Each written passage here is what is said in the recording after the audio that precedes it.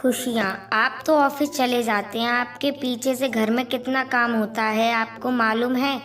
घर की साफ सफाई, राशन, सब्जी और फल, ऊपर से आपने घर सजाने के लिए 2 आदमी भेज दिए।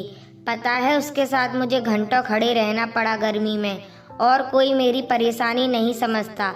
आपसे तो उम्मीद कर ही सकती हूँ। शिवानी अपने पति सूरज से कहती है, मैं समझ सकता हूँ तुम बहुत थक जाती हो। बस तुम्हारी परेशानी कम करने के लिए ही मैंने उन दोनों लोगों को भेजा है, ताकि वह घर सजा दे और तुम्हें ज़्यादा मेहनत ना करनी पड़े। वरना तुम्हें तो पता है मेरे पास बिल्कुल वक्त नहीं है। फिर तुम कहती हो कि दिवाली में भी घर सूना सूना लग रहा है। शिवानी बोली, त्योहार आते हैं तो खुशी आती है, पर घर की बहू का काम बढ़ जाता है। सूरज बोला, कल रविवार है, मेरी छुट्टी होगी। तुम आराम से जागना, सुबह के नाश्ते की चिंता मत करना, मैं बाहर से कुछ ले आऊँगा। एक दिन आराम करोगी तो दिवाली की तैयारी कर पाओगी। तभी मंदिर की घंटी की आवाज़ आई और शिवानी की सास समिता जी बोली, बहू, घर के काम ही कितने होते हैं जो तुम थक जाती हो। क्या तुम्हारे घर में दिवाली में साफ सफाई या मिठाई नहीं बनते थे, या तुम्हारी माँ बस बतासे से ही काम चला लेती थी? अरे त्योहारों में मेहनत नहीं करोगी तो घर में सुख शांति के साथ लक्ष्मी जी कैसे प्रवेश करेंगी? शिवानी बोली, मम्मी जी, मंदिर की घंटी बजाकर नहीं, प्रेम से संवाद करने से भी घर में सुख शांति आती है। आपने कहा वो सब सही है, पर इसी बात को अगर आप प्यार से कहती तो मेरी आधी थकान तो अभी मिट जाती। आप लोग बैठिए, मैं चाय लेकर आती हूँ। इतना कहकर शिवानी रसोई की तरफ चली गई। समिता जी बोली, काम करने में बहू के कदम छोटे हो जाते हैं और सास को जवाब देने में बहू की जुबान गज भर लंबी हो जाती है। सूरज बोला, माँ आप जो भी बोली वो भी सही है, पर अकेले सब कुछ शिवानी को ही देखना पड़ता है तो थक जाती होगी। बस आप थोड़ा प्यार से बोलिए। शनिवार का दिन था। दोपहर के खाने में शिवानी ने खिचड़ी, रायता और चोखा सब बनाया था। बच्चों को खिलाकर वो आराम करने लगी। फिर और उस सब का खाना लगाया।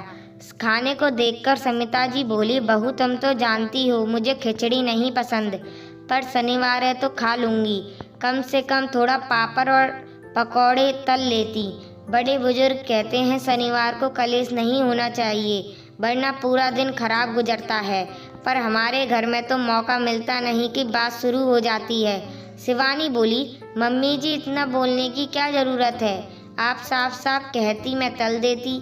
इतना कहकर शिवानी पापड़ तलने चली गई। सूरज बोला, माँ आप एक मौका नहीं छोड़ती। समिता जी बोली, बेटा मैं तो घर में सुख शांति बनी रहे इसीलिए खिचड़ी खाती हूँ, वरना तो मुझे यह बिल्कुल पसंद नहीं। जब शिवानी पापड़ लेकर आई तो समिता जी ने मज़े लेकर खिचड़ी खाई। अगले दिन रविवार था। शिवानी आराम से सो रही थी, तभी जोर जोर से घंटी के बजने की आवाज़ आई। शिवानी बोली, सूरज हाथ जोड़ती हूँ, मम्मी जी से कहिए घंटी थोड़ा कम बजाएं। मुझे मालूम है वह मुझे जगाने के लिए लगातार घंटी बजाती हैं, पर आज तो रविवार है, क्या थोड़ी देर आराम नहीं कर सकती? सूरज बोला, ठीक है तुम सो जाओ, मैं देखता हूँ माँ को क्या चाहिए। और सूरज बाहर चला गया। समिता जी अगरबत्ती के साथ लगातार घंटी बजा रही थी। सूरज को देखा तो बोली, आ गया बेटा, बताओ। घर के मर्द जाग जाते हैं और घर की बहू चादर ताने सो रही है। सूरज बोला, माँ आपको क्या चाहिए? समिता जी बोली, अब क्या रसोई भी तुम संभालोगे? बहू की नींद पूरी नहीं हुई। मैंने इस उम्र में भी सुबह जागकर पूजा पाठ कर ली और बहू की सुबह नहीं हुई है। राम राम राम। सूरज बोला, माँ आपको चाहिए क्या यह नहीं बता रही, पर घंटी जरूर बजा रही हैं। आपकी बहू जग चुकी है, आज रविवार है, थोड़ा आराम करने दो। चलो मैं आपके लिए चाय बनाता हूँ। समिता जी बोली, बताओ भला, रसोई में सुबह सुबह मर्दों के पैर पड़ेंगे? कहने को तो बहू घर की लक्ष्मी होती है और अपने पतियों से काम करवाएंगी। अब जब इतनी तेज आवाज़ में कोई वार्तालाप करेगा तो कैसे कोई मीठी नींद ले? शिवानी कमरे से बाहर निकल आई और बोली, मम्मी जी आप कल ही बता देती कि सुबह हम सब बैठकर बात करेंगे। मुझे जगाने के लिए मंदिर की घंटी बजाने की क्या ज़रूरत है? अगर मंदिर की घंटी बजाने से घर में शांति का निवास होता तो लोग डोरबेल की जगह दरवाजे पर घंटी ही टांग देते। समिता जी बोली, बहू क्या ये अच्छा लगता है कि घर में औरतें हों और घर के मर्द सुबह रसोई में जाएं? अरे रसोई तो औरतों का मंदिर होता है, उस पर तो औरतों का अधिकार होता है। शिवानी मुस्कुराकर बोली, ये बात आपने सही कही। बहुओं का अधिकार बस रसोई तक ही होता है, उसके बाद के अधिकार तो सास कभी भी बहू को देती ही नहीं। थोड़ी देर बाद शिवानी ने सबको चाय दी। सूरज बोला, सुबह के नाश्ते के लिए मैं कचौड़ी लेकर आता हूँ। समिता जी बोली, नहीं नहीं, मैं बाहर की चीज़ नहीं खाऊंगी। मेरे लिए तो 2 रोटी सब्जी और रायता बना देना, मेरे लिए इतना ही काफ़ी है। शिवानी ने सूरज की तरफ देखा और बोली, अब एक आदमी के लिए इतना बनाऊँ या 4 आदमी के लिए? मेहनत तो उतनी ही करनी पड़ेगी। इतना कहकर शिवानी रसोई में चली गई। हर रोज का यही था। सूरज जब भी शिवानी की थोड़ी मदद करने की कोशिश करता, समिता जी कुछ न कुछ बहाना लगाकर उसका काम बढ़ा देती थी। शाम में सूरज बोला, माँ शाम में तो समोसे खा सकती हो या फिर शाम में भी रोटी खाओगी? समिता जी बोली, बेटा तुम्हें अपनी माँ की चिंता है या बीवी की? ये मुझे भी पता है, अब मन है तो ले आओ। सूरज समोसे लेकर आए तो समिता जी ने एक की जगह 2 समोसे खाए। शिवानी सबके लिए चाय बनाने गई तो सूरज बोला, माँ एक बात पूछूं? आप जो दोनों टाइम माला जपती हैं और मंदिर की घंटी बजाती हैं, वो किसके लिए? माँ मुस्कुराकर बेटे के सर पर हाथ फेरते हुए बोली, बेटा मंदिर की घंटी तो मैं अपने घर परिवार की सुख शांति के लिए बजाती हूँ। सूरज बोला, माँ किसने कह दिया आपसे कि मंदिर की घंटी बजाने से घर की सुख शांति बढ़ती है? माँ जिस बात से घर में मनमुटाव हो उसे बैठकर प्रेम से बात कर सुलझाया जाए तो भी घर की सुख शांति बढ़ सकती है। एक बार कोशिश करके देखिए। मुझे याद है दादी की छोटी छोटी बातों पर आप कितना दुखी हो जाती थी। आज वही सब शिवानी के साथ हो रहा है। अपने दिनों को याद कीजिए और यह माला जपना और घंटी बजाना छोड़कर बहू के साथ बात कीजिए। देखिएगा सुख शांति के साथ आनंद भी मिलेगा।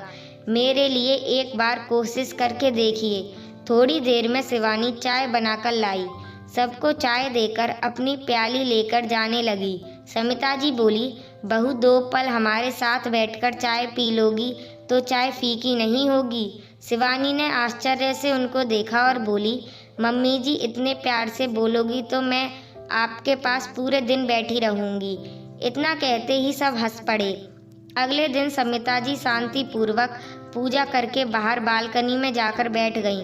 अचानक से शिवानी की आँख खुली तो उसने देखा 7 बज रहे थे। वह जल्दी जल्दी उठकर रसोई की तरफ गई और समिता जी से बोली, मम्मी जी आज आपने मंदिर की घंटी नहीं बजाई? मेरी आँख खुलने में देरी हो गई। समिता जी बोली, लो कर लो बात। घंटी बजाओ तब दिक्कत, ना बजाओ तब दिक्कत। अब बेचारी सास करे तो क्या करे? बहू मैंने सोचा मेरे घंटी बजाने से तुम्हारी नींद खराब हो जाती है तो घंटी की जगह मैं तुम्हारे साथ बात ही करूँगी। शिवानी सोची, आज सासू माँ को हुआ क्या है, इतना मीठा बोल रही हैं, कहीं मुझे शुगर की बीमारी ना हो जाए। वह भी मुस्कुराकर बोली, मम्मी जी आप इतनी प्यारी प्यारी बातें कर रही हैं, आज तो आपके लिए कुछ स्पेशल बनाना होगा। मेरी वजह से आप अपनी पूजा अधूरी मत रखिए। सोमवार से शुक्रवार अपने तरीके से पूजा कीजिए और मेरे साथ बात कीजिए। बस छुट्टी के दिन थोड़ी घंटी कम बजाइए और पूरे परिवार के साथ बात कीजिए। इतना कहते हुए शिवानी ने उनके हाथों में चाय की प्याली दी और उनका आशीर्वाद लिया। अब शिवानी अपनी रोज़मर्रा के काम को नियम पूर्वक करती। समिता जी भी अपनी पूजा पाठ करती, बस ईश्वर के लिए घंटी बजाती, ना कि बहू को जगाने के लिए बार बार बजाती थी। बात करने से एक हल तो निकला कि दोनों ने एक दूसरे के लिए सोचना शुरू किया और घर में सुख शांति का निवास हुआ।